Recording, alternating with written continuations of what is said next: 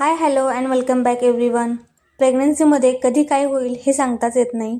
तर आज आम्हाला जायचं होतं हॉस्पिटल व्हिजिटसाठी आणि आज आहे माझ्या 8 मंथ प्रेग्नन्सीचा डे 22. सकाळी आम्ही घरातून लवकर निघालो होतो नाश्ता करून, कारण पाऊस सुरू होता दिवसभर आणि परत हॉस्पिटलमध्ये जास्त गर्दी होते आणि आम्हाला अथनीला हॉस्पिटलला दाखवायचं होतं. त्यामुळे तिथे एक नंबर यायला 1 तासभर लागतो म्हणून लवकरच निघालो होतो. पण स्वातंत्र्य दिन असल्यामुळे जास्त गर्दी नव्हती. आमचा लगेचच नंबर आला. पण थोडा वेळ सुद्धा आमची अंतराशी बसायला तयार नव्हती, कारण अजून हॉस्पिटलमध्ये डॉक्टर आल्या नव्हत्या आणि आम्ही दाखवलं, रुटीन चेकअपसाठी गेलो होतो. पण डॉक्टरांनी सांगितलं की थोडंसं पाणी कमी झालंय, त्याच्यामुळे सलाईन लावावी लागणार होती. मग एक सलाईन लावली आणि एक इंजेक्शन वगैरे त्यांनी दिलं होतं, ते घेतलं आणि त्यानंतर मग आम्ही तिथून बाहेर पडलो. आम्हाला 1 तासभर लागला हॉस्पिटलमध्ये. नंतर आम्हाला भूक लागली होती, त्यामुळे आम्ही थोड्या वेळमध्ये जेवण केलं आणि परत निघालो घरी येण्यासाठी. स्वातंत्र्य दिन असल्यामुळे सगळीकडे जलेबीचे स्टॉल्स लागले होते. मग येता येता आम्ही सुद्धा जलेबी घेऊन आलो आणि काही फळे सुद्धा घेऊन आलो होतो.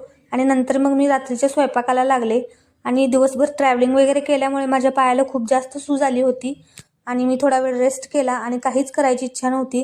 त्यामुळे जेवण करून मी लगेचच झोपी गेले. तर असा होता माझा आजचा दिवस.